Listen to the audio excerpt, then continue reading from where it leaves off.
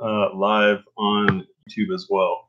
So that can maybe get some more stuff going on here.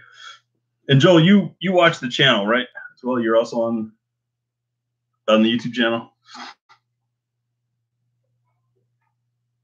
It's hard for me to tell if this delay is like real delay or just a digital delay.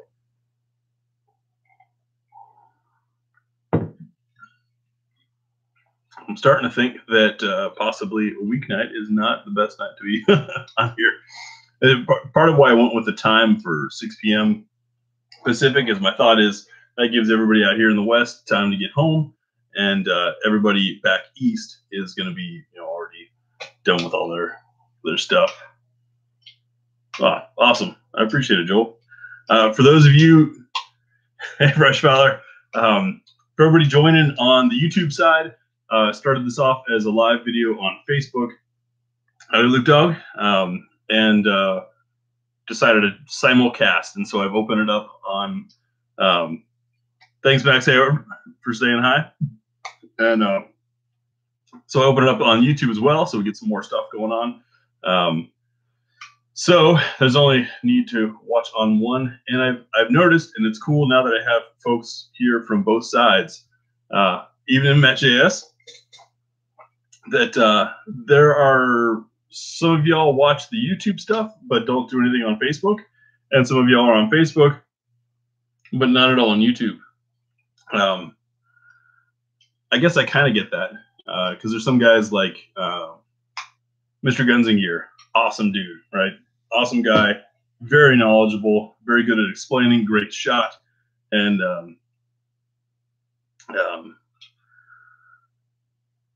he has a huge Facebook thing, and I've never checked it out. I watch the YouTube videos, but I never check out the Facebook thing. So I guess that's why some folks do one and not another. So Joel says he found the channel by looking for stuff on Zastava. That's a company that I love. I've got, I think, 7 other guns. And of course, as some of you know, I got to go visit the factory in Serbia in 2015, and that was pretty cool. Unfortunately, at the time, didn't have any camera equipment that was worth mentioning. Really didn't know how to do things, but we got to hang out and have a lot of fun.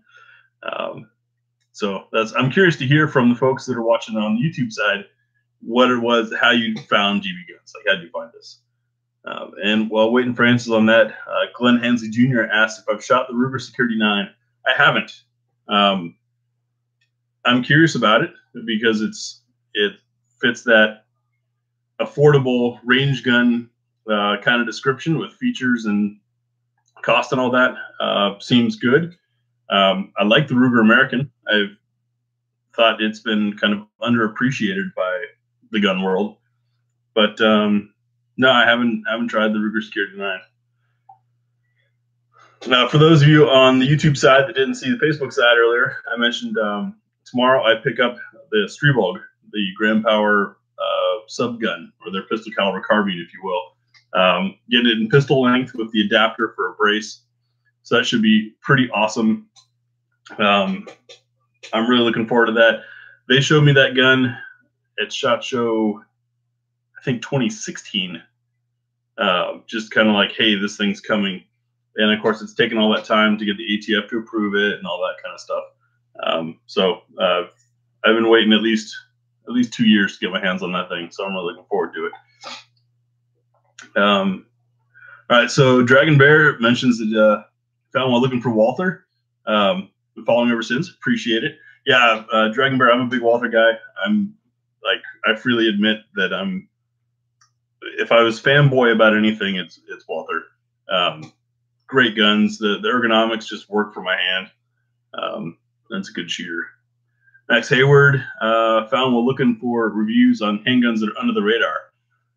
Interesting. So Max, what did you use for search terms for that? Because part of the challenge with YouTube is getting found, and one of the ways we get found is by the tags that go on stuff. So looking for guns under the radar, did you search specifically lesser known guns, or what terms did you use? I'm curious about that. Howdy, Frank. Thanks for joining us. Glenn Hensley, says he found the video through the Firearm Guy compilation of $300 budget pistols. Yeah, that's fun. Dan and I have done a couple collaborations together. We got another one we're trying to work on. It's just incredibly tough because we both have full-time jobs. You know, we're both normal working stiffs, and then he's in a different time zone. So usually that just means weekend. He's got family. I've got other stuff going on. So it can be a bit of a challenge. Anybody else? How'd you find us? Yeah, right, Frank. Freaking jobs. I kind of wish, and I'm also kind of glad I didn't get into YouTube during the golden days when guys were making their full living just off of YouTube stuff. I mean, I envy the amount of money those guys used to make, but I'm glad I didn't become reliant on it because they're hurting now. The revenue cuts, I don't think they're as drastic as a lot of people make them out to be, but then again, it's not my income. Like I get about enough money from YouTube to cover my gas to and from the range. that's about it. So it's not a money maker for me at all. Yeah, Frank, the food and shelter, that's it's annoying, you know, that if only society would permit to just go out. No, I'm kidding. But it is good beer.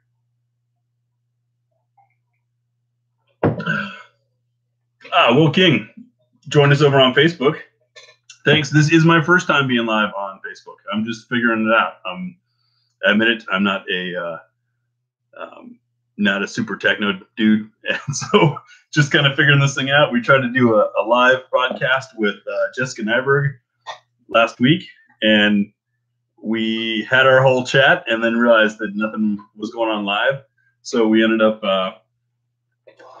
trying again on Instagram, where I have like 0 presence. And so it was all her followers, and they're like, "Who is this guy? What's the deal?" So it was kind of awkward. Howdy, Heidi is watching. Thanks for joining us. And let's see, Glenn Hensley, home defense recommendations. I like 9mm carbine for home defense. That's just what makes sense to me. High capacity, low recoil. You can suppress it. There's plenty of awesome loads out there.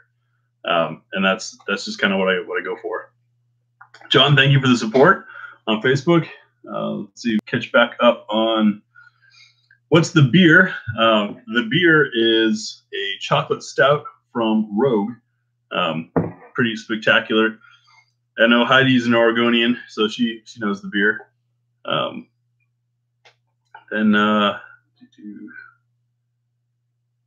Cool. So for those of you just joining us, I asked earlier if you'd let me know how you found GB Guns. Max Hayward says he was just researching specific guns, and I kept popping up, which is cool. I've covered a lot of guns, quite a lot. Yeah, Big Al, the wall behind me is some of my collection. Moved aside, you can see some handguns down there. And there's more along the floor and more in another room. Yeah, if you didn't get a notification, make sure to click the bell the next time you watch one of my videos. That's kind of an issue that YouTube's been having, and I don't blame them. Yes, Heidi did help film once. If you guys have seen the Walther PPQ SC review, that was had somebody to help me out with more, because I get plenty of guns coming in, and it's tough at times. Let's see. Sweet, Bo Mountaineer says that Such mentioned me. Yeah, Don is a very, very cool guy. I respect him a lot. He and I have a lot in common in our tastes and outlooks on things. And if you notice, there aren't a whole lot of gun reviews where people actually show you a group that they shot. You don't seem to see that. I don't know why. So Such and I show you our shooting.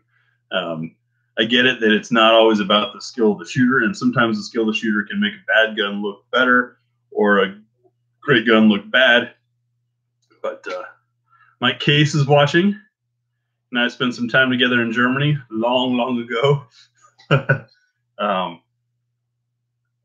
Sarsamal's ST9 and came across review. Cool. Yeah, the Sarsamal's guns are pretty awesome. I enjoyed the stuff that TR Imports has. Sarsamal's SAR USA won't give me the time of day, so I guess I won't be doing a SAR 9 unless something changes.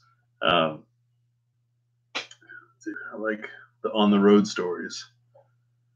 What, I don't know what you're talking about by on the road stories. I don't think I've ever done one. But yeah, I've heard good things about those SAR 9s. But like I said, I got coming up the Strebog, probably the Q1S, which will be the subcompact striker-fired Grand Power. And then eventually there should be a Steyr showing up, and also some other stuff that I can't mention.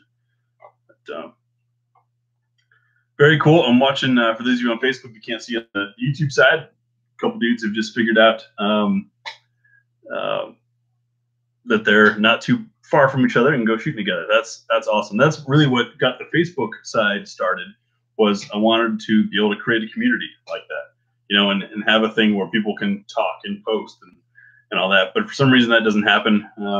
Somehow 4,000 followers on there. I post something, it gets seen by like 200 or 300. I suspect it's from Facebook kind of throttling things. They want me to pay to be able to get people to see stuff, which is kind of a pain in the butt. Dragon Bear says a recent review of the Canik got him seriously considering it. I believe, yeah, that's on the floor right behind me. Give me a second. The TP9 SFX is what he was talking about. It's a long slide Canik with a removable rear sight. Comes with plates for throwing on reflex sights. It's a good gun. It's basically a Walther Q5. Maybe Q5 match. It's very similar, but in TP9 format. Trigger's pretty good. Reset's decent. And with that long slide, if you guys have seen the video, when I was shooting the full mag +1 at the steel, I was generally aiming, but I wasn't really focusing, trying to nail that steel. And it was a ABC zone target, you know, like a IPSC target, but just the ABC zone from 20 yards. And the front sight just kept bouncing right back to where it should be. And every time I pulled the trigger, it was pow, ting, pow, ting, pow. It was perfect. One of those moments I was glad it was on camera, because I'm sure if I went out there and tried to do it, it wouldn't happen that easy for me.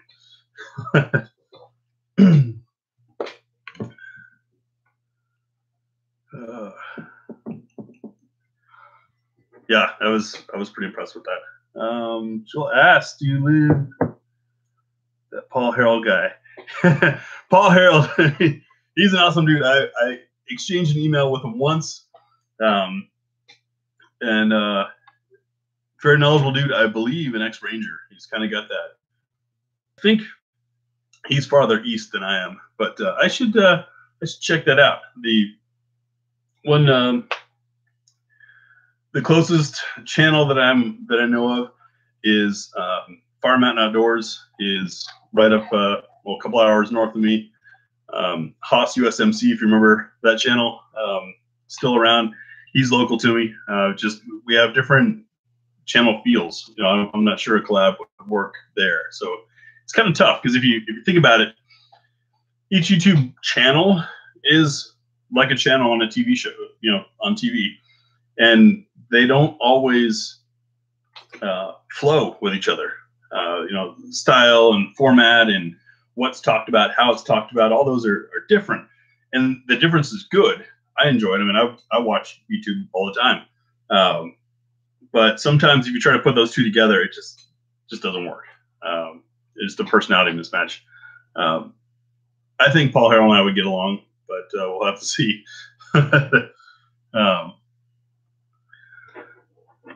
Let's see. Yeah, Joel, more collaboration with Firearm Guy will be happening.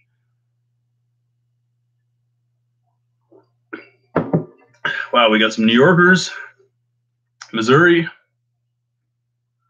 Bone Mountaineer says I can always get with Yankee Marshall and teach him how to shoot. Yeah, Yankee Marshall is probably about an hour from me. He doesn't respond. He just kind of closes up. He's got his own thing going on. He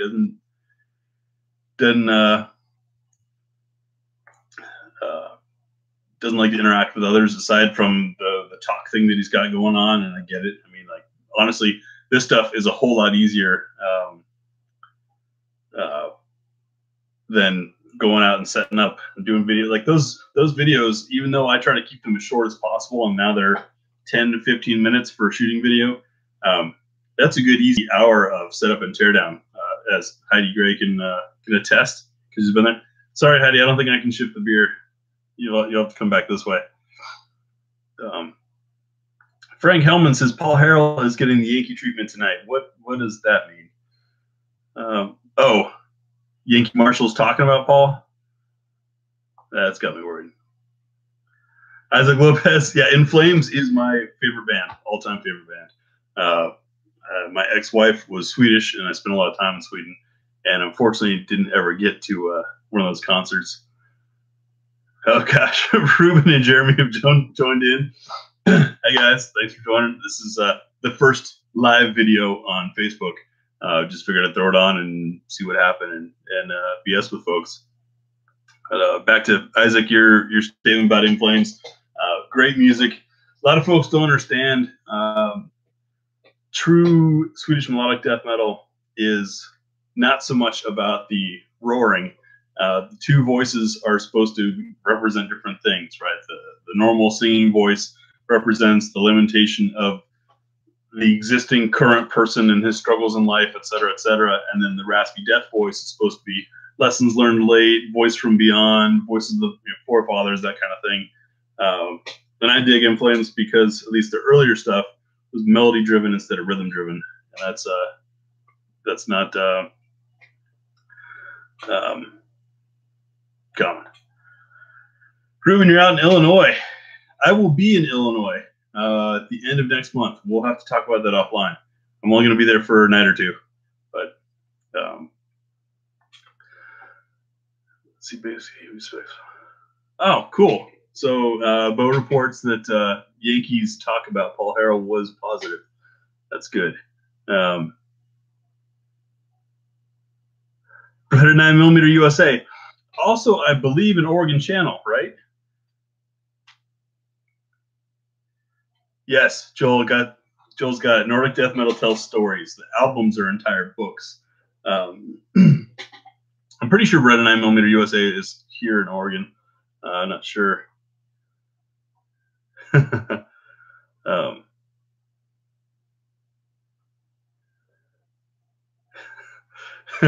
There's all kinds of conversations going on. This stuff's pretty wild. You know who else, except he's in far East Washington, is Grand Thumb.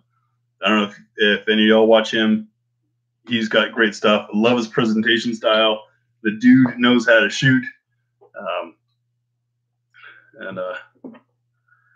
I'm flying into Iowa. But I say Illinois. Yeah, I'm going to be in Iowa. Sorry, mixed it up.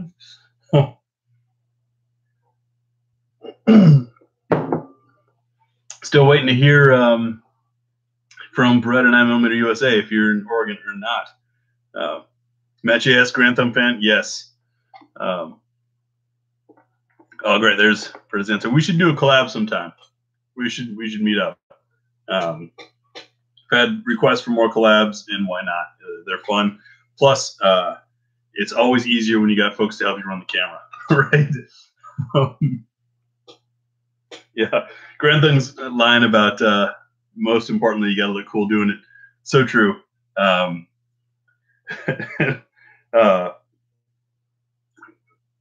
a former military guy, it's 15 years active. The tactical thing, it's not something I ever understood or was a fan of. all these guys with the stool and the elbows out and all that kind of stuff that, you know, maybe it works well for some people who are well trained in it, and maybe it's appropriate in certain situations, but I just think a lot of that stuff's a little too much. But Ruben asked about the beer. Ruben, I know you know Oregon beers. This is a Rogue chocolate porter, or chocolate stout. Sorry, you know, nice dessert beer for after the dinner beer. Sean Barnes asked about where I got the display set up for that back wall. That, believe it or not, came from a Pier 1 Imports that went out of business about the time that I moved here. And they had a sign that said, you know, everything must go, make us an offer. And so I walked in there and I was like, how much for your slat board? I'm like, well, I don't know. So they sold it to me $25 for an 8-foot by 4-foot sheet.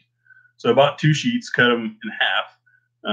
2 of the halves are up behind me, holding a good chunk of the guns. I just don't have enough hooks or space for it. Good question.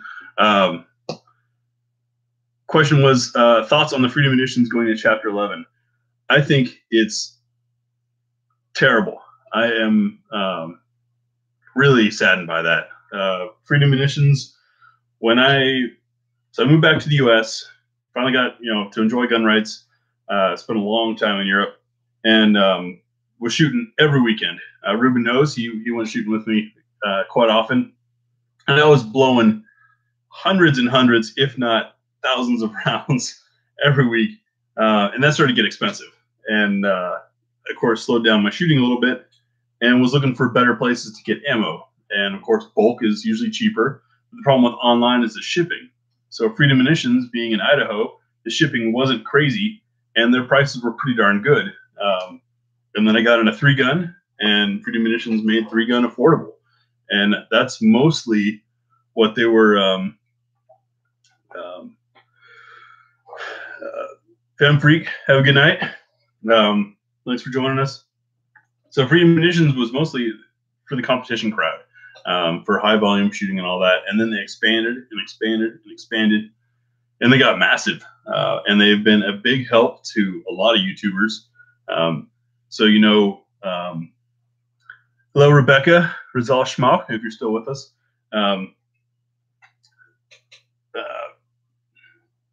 They've been a big help to YouTube channels by supplying a lot of ammo and a lot of deals and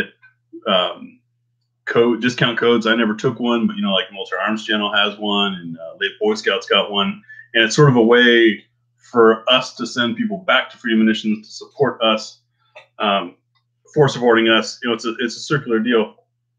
I don't know what all went into it. If anybody's read the deep stuff on it,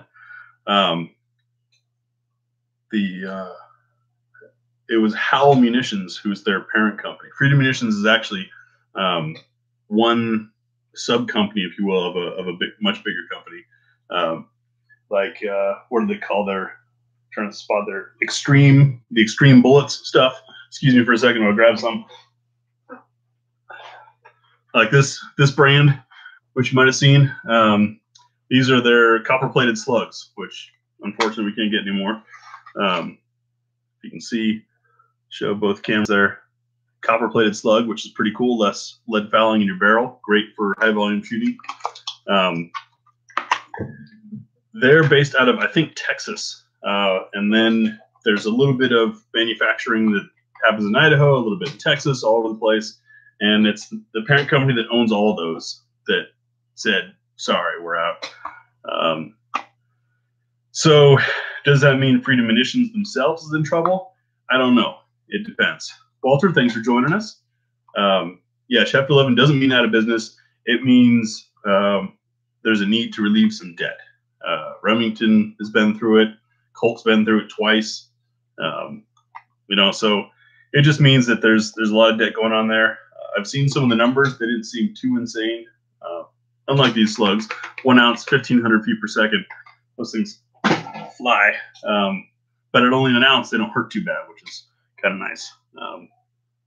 So Freedom Munitions had been a big help for GB guns. Might have noticed that all of the range ammo, when I'm doing like the full mag +1 and I'm just running the gun, that's been Freedom Munitions. So potentially going to have to find a replacement. I'm going to have to figure something out because at the rate that I do guns, I just can't afford it, you know, especially like I said earlier, for those that weren't here earlier, the YouTube revenue basically covers my gas money to the range. That's about it. Everything else is either donations or out of pocket. So next question. I hope that answered. If anyone else has any thoughts on Freedom Munitions, go ahead and throw it out there. This is an open forum.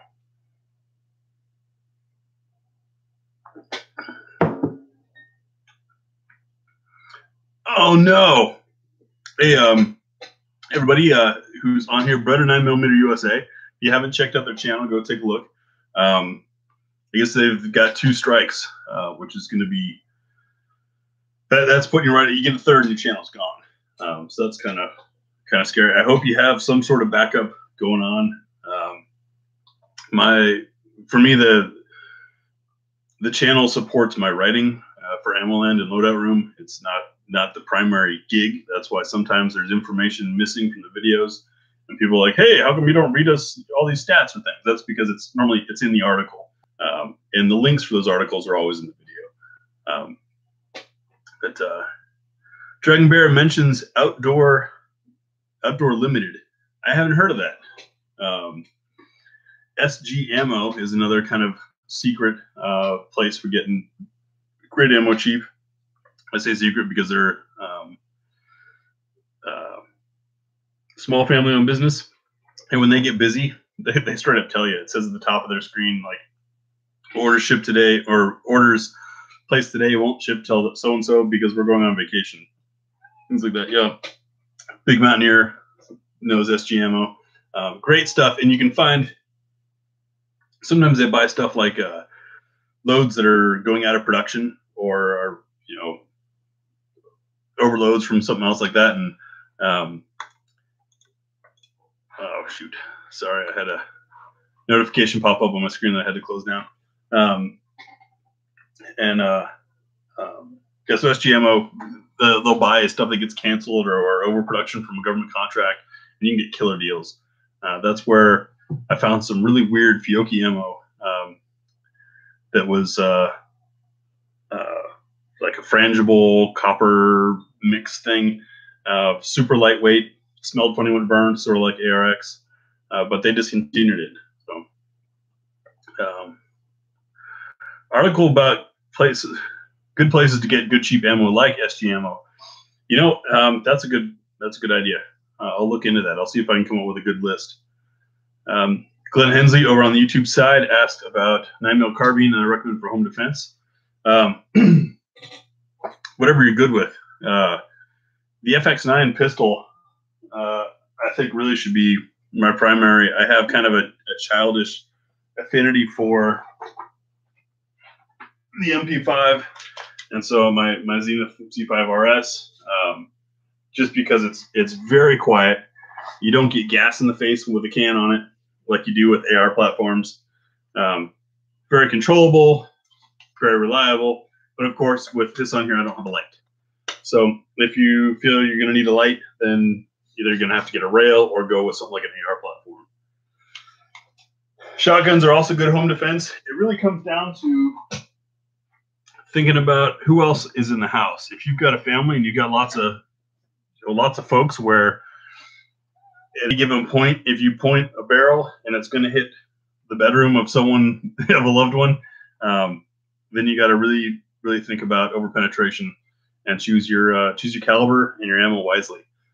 I know everyone gets excited about finding the round with the deepest penetration and getting these extreme penetration rounds, but I'd rather the round stop in someone, which by the way means that it's transferred all of its energy into the person, right? And if round goes through someone, it still has energy. which means it didn't leave it in the body. So anything that can stop quickly, in my mind, is a good idea. Sure, it may not be a fatal hit. It may not need to be a fatal hit. But regardless, they're going to get hit with all that energy. And that energy is going to break something or smash something. And at the very least, give you time to get a second shot off. Frank Hellman mentions using AmmoSeek to find best bulk ammo deals. I've used them too. Joel mentions using frangible for home defense with 5 kids. Yeah, very good idea. Frangible ammo is not just for shooting steel targets. I've got a mix, mostly because if any of you guys have been watching since the early days, I went through and tested something like 65 different 9mm loads for penetration, accuracy, performance, all that. It was kind of how the first mainstream of videos did. And so I've got all these like half boxes and quarter boxes of stuff. And so I just kind of take a handful of what did well and what I know runs through my guns. And that's what I have. They're like, this is a solid copper that if the lighting would get there, you can see it's got cuts in it. So it opens up pretty wide. I forget whose this is. This might be a Starline Brass. So no idea. Probably, it's not an Oath Tango. I don't know what it is. Oath's another great company that went under. It's kind of sad. I'm going to open up the window real quick because it's getting hot in here. So I saw a question there about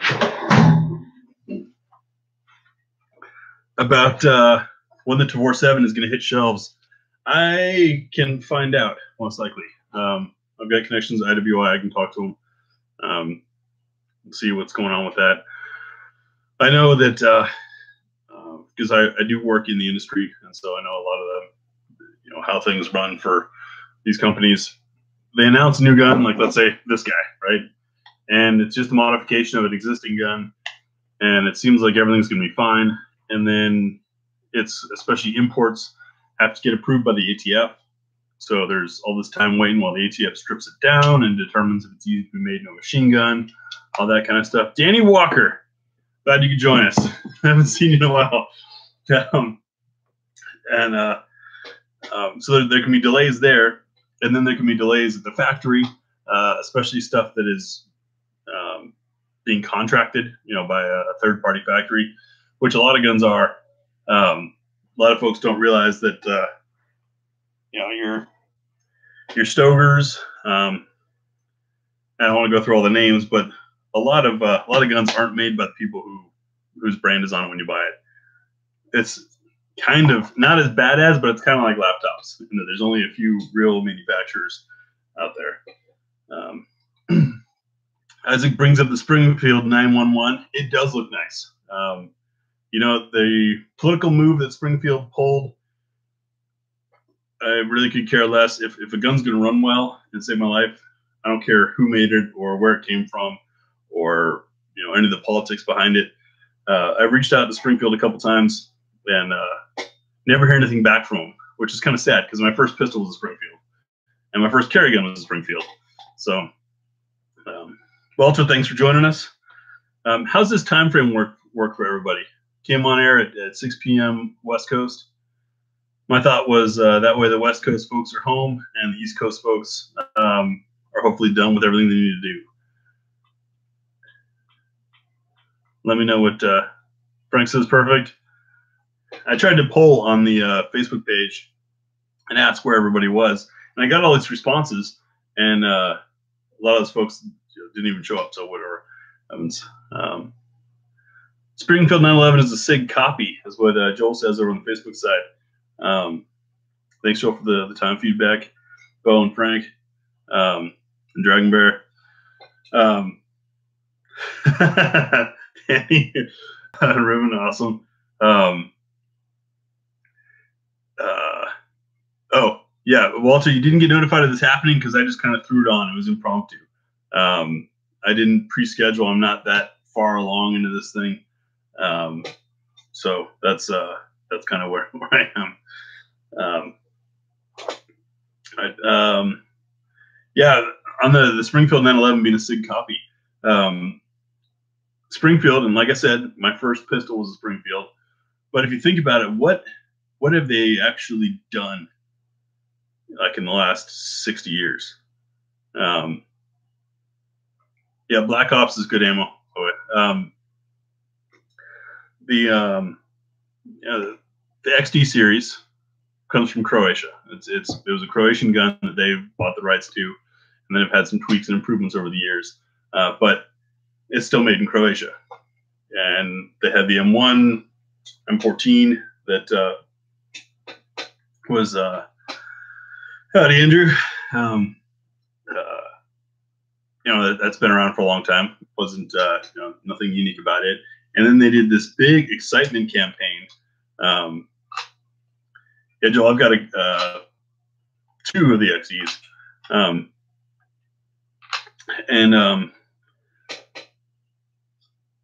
So this big old thing about the Saint, right? Remember that ad campaign? And it was like super awesome, and we were all excited, and they must have spent a ton of money doing that. And it was just an AR-15. Like, great, another AR-15. Thank you. Their newest one looks a little different. It's got some cool styling to it. I think that's what should have come out first, not the Plain Jane. But the old American companies seem to kind of struggle sometimes. Bo asks if HK will ever make a 10 mil handgun. That is a good question. I don't think 10 mil is popular in Europe at all. It's an American gun, or American caliber.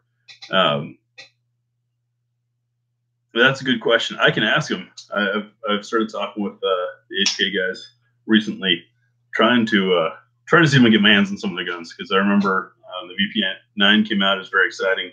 The Marine Corps recently adopted the M27. They were looking for a replacement for the 249 saw, and they bought it for that. And then they started realizing that it's so accurate, it works as their designated marksman rifle, and it's so reliable, it works as their standard rifle. So now, I guess Marine Corps wide is going to go to the M27, which is pretty cool. Vanessa Benson, thanks for watching. Been a long time. We got, hey, I'm building an AR 20-inch barrel, Midwest M-LOK rail. Recommended muzzle device. Depends on what you want to do. Muzzle devices, greatly misunderstood. There's only so much energy coming out of the barrel, right? That gas force. And that can be left to do what it wants to. You can turn it into a compensator, which vents more gas upward to push the barrel down, keep you from having too much muzzle rise. You can have a brake, which vents the gases sideways and somewhat rearward to pull the rifle, and that reduces recoil, makes for a soft shooter. So if flash bothers you, at best can be a compensator. It's like the A2 birdcage is a good flash hider, a decent compensator, not a brake at all. So it totally depends on what you're looking to do with it. There's some awesome brakes out there that do incredible jobs. That was another early project of mine, was a whole bunch of muzzle brake testing. That's all AK stuff. But if you want to kind of get an idea for how different muzzle brake shapes affect things, if you dig back, I think those videos are still on YouTube. Glock Model 20, I don't really have any thoughts.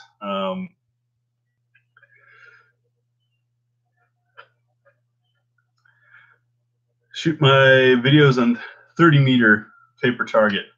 That sounds like a fun challenge, Ismet.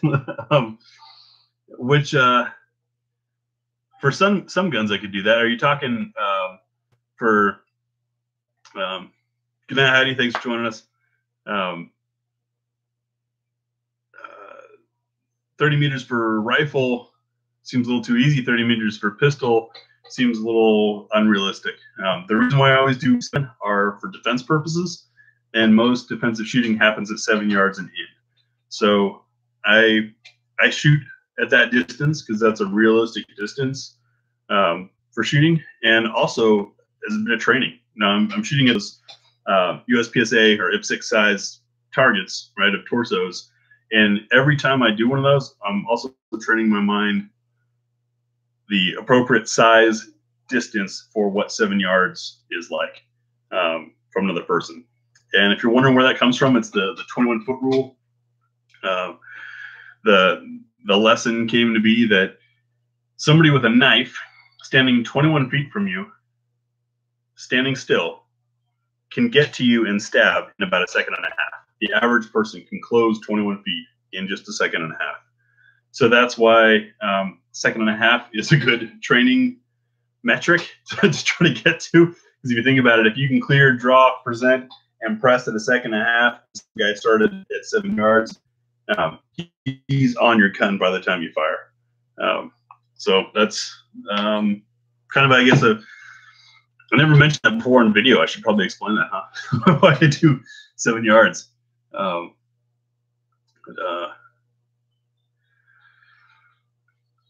So Frank's got a great point about back to the HK 10 mil thing. Yeah, HK does seem to service to the military more, and there's got to be demand for 10 mil. 10 mil is kind of making a comeback, but it's still. I mean, I love 10 mil. It's a lot of fun. I wouldn't use it for defense, and I don't hunt. So for me, really, 10 mil has no other purpose than entertainment, and I think it probably fits a lot of people. Just started 3-gun. Congrats, that is fun. I am not familiar with the Franchi Affinity. I'm not a big shotgun guy. When I did 3-gun, I ran November 12th, which put me in the open class, which is not where you want to be when you start in 3-gun. I got my butt kicked repeatedly by these dudes that had super fancy, expensive stuff, and never had that. Joel on Facebook brings up 38 Super. That's a fun caliber too. It's I kind of look at it, it's like 9mm Magnum, if you're not familiar with it. I can grab a round real quick if you guys can be patient with me.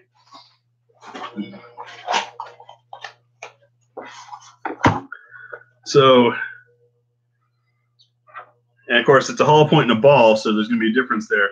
But I'll hold them up so you can see the difference in case volume between 38 Super, which is this guy, and 9mm the other. So you get it's typically pretty similar bullet weight, but you get some more velocity. See, these are 125 grain. These were Armscore that I showed. It's a fun round to shoot. Got a little more ooey than 9mm. But I wonder if maybe that's not popular. And I think the same thing that might affect 10mm is, you know, part of the grip size of your gun depends on the magazine size. And the bigger or longer the round is, the bigger and longer that mag's got to be. And so it doesn't always hammer out, like, just because I happen to have one laying around here. 7.6239, right, AK-47 round. Fun gun. Could you imagine if a magazine had to be that long front to back, how big the grip would be on the gun? It would be nearly impossible to reach the trigger. You know, think about it. If your hand has to be about here and you get to reach the trigger, your trigger is getting to about, and I have large hands, the front of the bullet. So overly exaggerated example, but I think part of why we don't see a lot of the big round guns.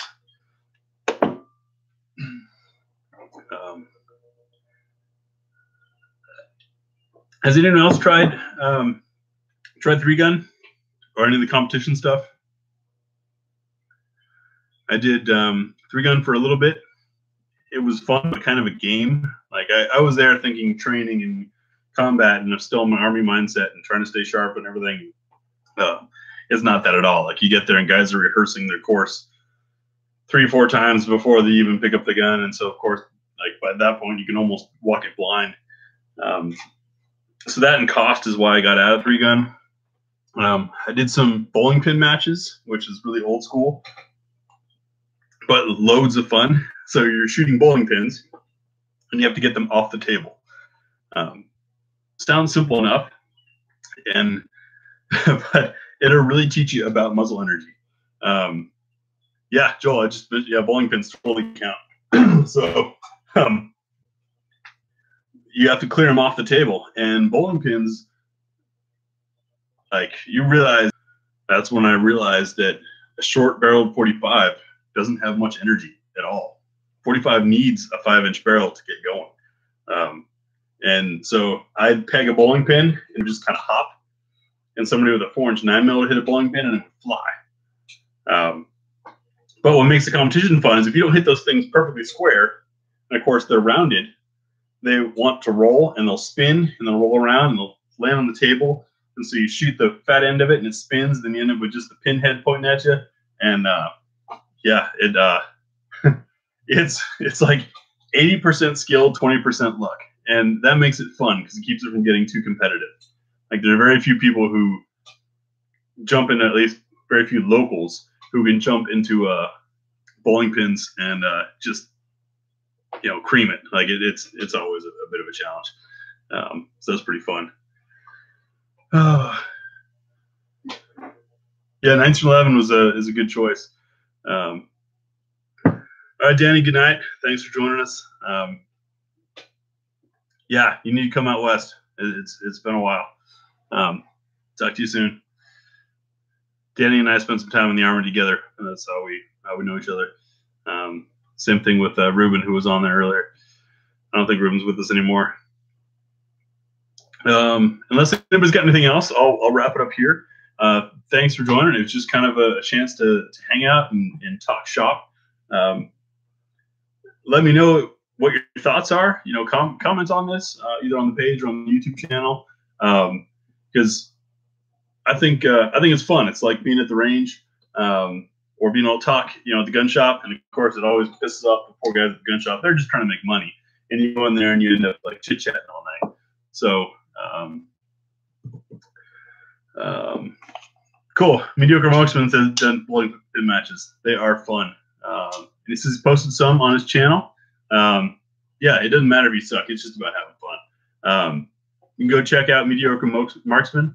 I'm not sure if I've seen your channel, as I recall. I'll have to go check. But thanks, Ruben. Thanks, Joel. With that, if you guys enjoyed just the hangout and chat, we'll keep doing these. I'll try to figure out a schedule. Of course, that's tough because just like how y'all have lives and things changing, I got lives and things changing. So it's kind of tough to predict. But I enjoy it, and wish everybody a good night. Thanks for hanging out with us.